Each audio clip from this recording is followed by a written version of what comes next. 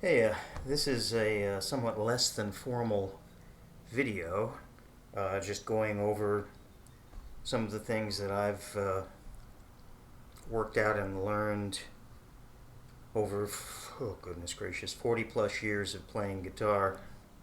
You'd think after all this time I'd be farther along than I am. Well, anyway, but this is specifically about fingerpicking or fingerstyle guitar, which has evolved for me quite a long way. I was actually fortunate enough to be somewhat of what my first and only guitar teacher, who frankly I only took from for a very short while, but what he pretty much referred to me as being a natural. He was surprised when I first started doing finger picking because he thought I had been doing it for a while, and I was lucky enough that it just kind of fell into that. But the whole principle is that the right hand has to stay very relaxed. You want it in kind of a cup formation. Now, classical style guitar players, they position their hands kind of like this, and they have long nails on their thumbs and they kind of play like that. That's not how I play, and that's not how most folk guitarists play. So the idea is that your hand is very relaxed and loose and cupped, kind of like that. And your thumb takes care of the three bass strings, the E, the A, and the D. And your three fingers, index, middle, ring,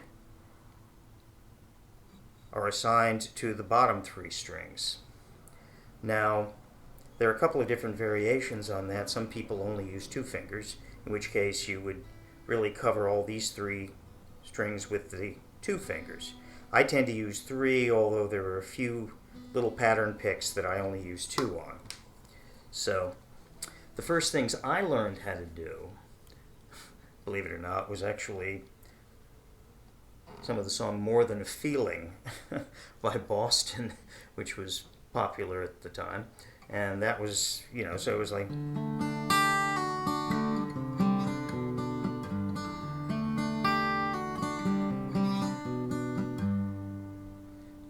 which falls right into that. The D. Now, I'm not going to worry too much about the left hand for this video, because the left hand is generally, there are a few pull-offs and occasionally a hammer-on, but for the most part, it's doing like descending bass lines. And that hopefully is fairly self-explanatory. We're going to talk mainly about the right hand here. Now, sometimes what will happen, for me at least, is I will end up resting my palm against the bridge. Sometimes that's to dampen the strings, and sometimes it's just for support when I'm trying to do something intense. But generally, I try to remind myself to keep my palm off of the bridge and just kind of keep a relaxed hand floating above. Some people like to plant their little finger, just like a lot of bluegrass banjo players do, but some people like to plant their little finger on there. I've never felt comfortable doing that personally, but so yeah, again, the basic premise is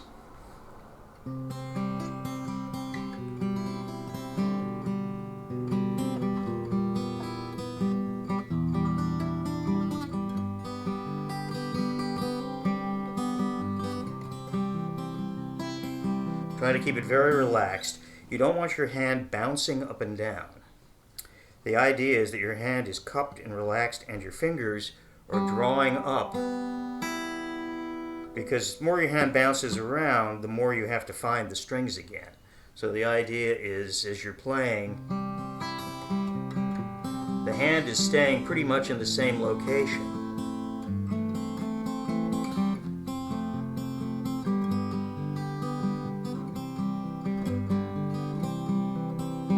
So there's not really very much movement in this area of the hand. Most of it's supposed to be in the fingers.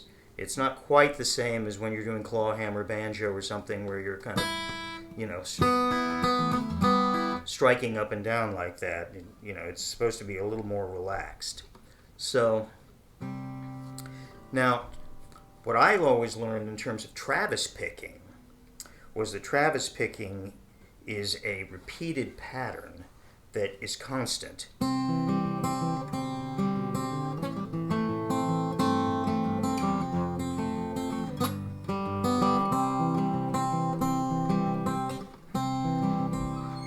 For something like Dust in the Wind, for example.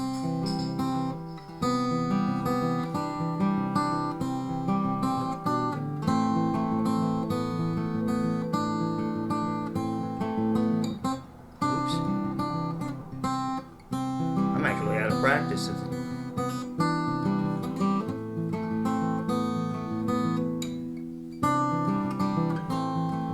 Anyway, but it's the idea is that it's a repeated pattern, and there are different patterns that you can learn that involve forward and backwards. It's similar to rolls on the banjo, but where you have your fingers are pretty much doing the same pattern. The thumb is going back and forth, and occasionally you're shifting if you're going from a C to a D, where these fingers, if you're doing two finger picking, will shift down one.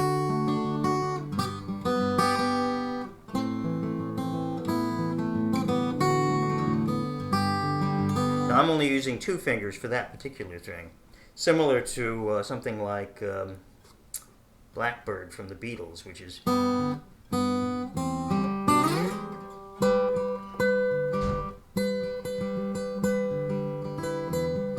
out of practice on that one too, but that's really just your thumb, and then these two fingers are going back and...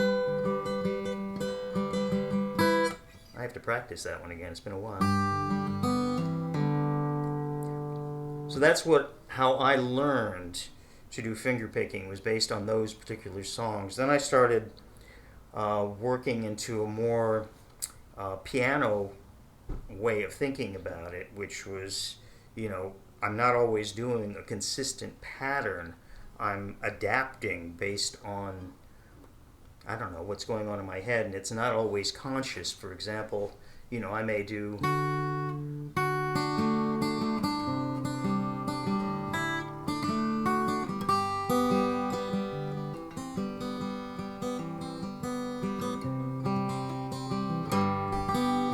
So it's not a consistent pattern. I'm going back and forth. Sometimes I'm using two fingers, sometimes I'm using three.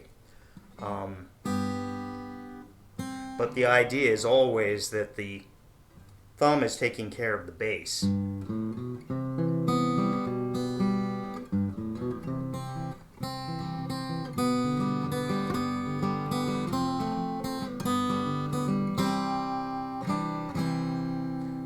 Now, something that I started doing about 15 years ago, because I was always going back and forth between finger picking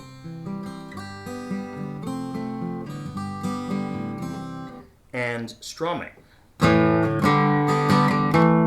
For a song like Behind Blue Eyes, I would go...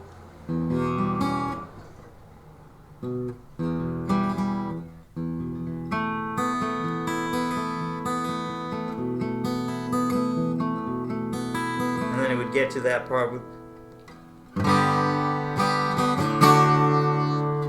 So I used to try to do what they called hybrid picking, which is where you hold your finger pick, or your pick rather, between your thumb and your index finger, and then you literally kind of...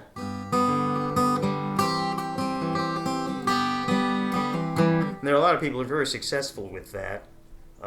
Richard Thompson, for example, does that all the time, I noticed, and so he always, and then he can go back and forth between...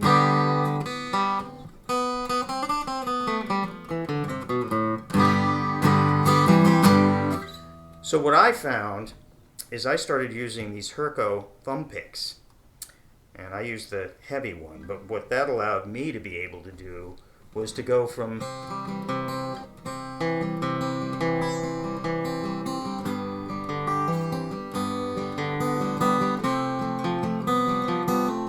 and then suddenly go...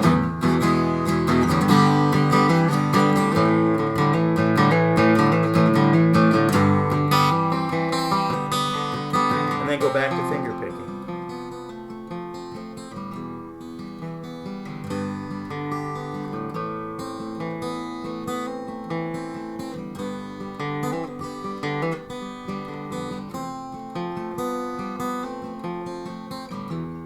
don't do leads very often, but if I have to, I can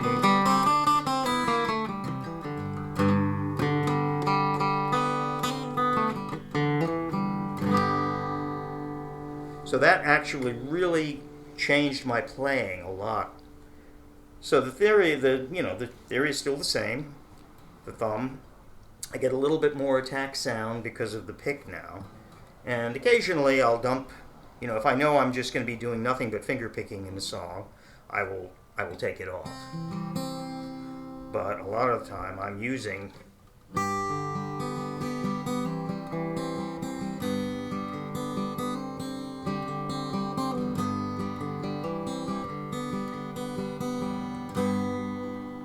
Or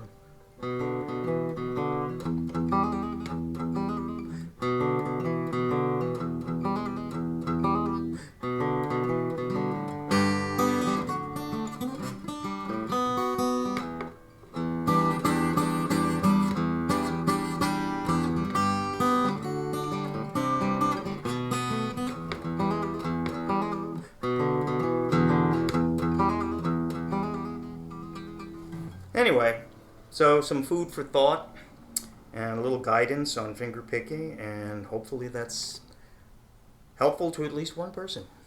Thanks a lot. Bye.